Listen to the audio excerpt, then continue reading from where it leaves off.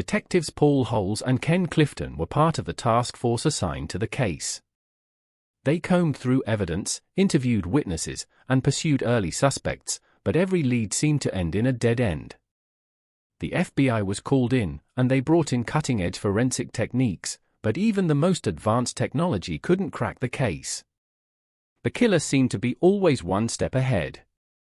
One witness, a woman who lived in the neighborhood where multiple victims were attacked, reported seeing a man lurking around, but when she tried to get a closer look, he quickly ran away. She provided a detailed description of the suspect, but it was never enough to make an arrest. As the years went by, the case went cold, and the public's attention shifted to other crimes. But for the families of the victims, the pain and the fear never went away. They held on to the hope that one day, justice would be served. But how could they possibly catch a killer who seemed to be a ghost?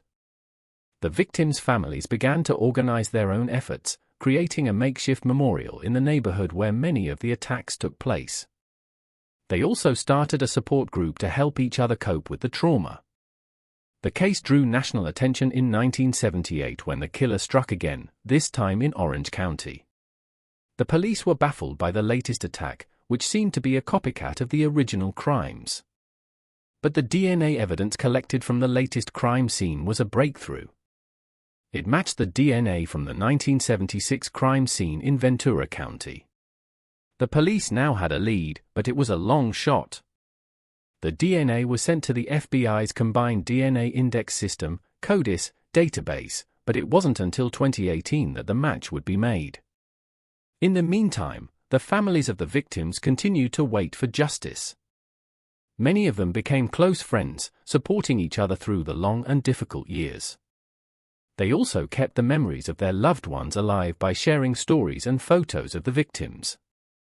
One family, the Harrisons, had lost their 18-year-old daughter, Kimberly, in 1977. They kept her room exactly as it was when she left for her date with the killer.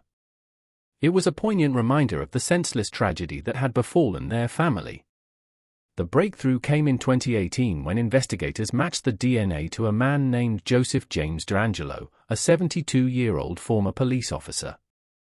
He was arrested at his home in Citrus Heights, California, and charged with multiple counts of murder, rape, and burglary. The families of the victims were finally able to get closure, but it was bittersweet. They had waited for so long for justice, but it had come at a great cost. The memories of their loved ones would never fade, and the pain of the past would always linger.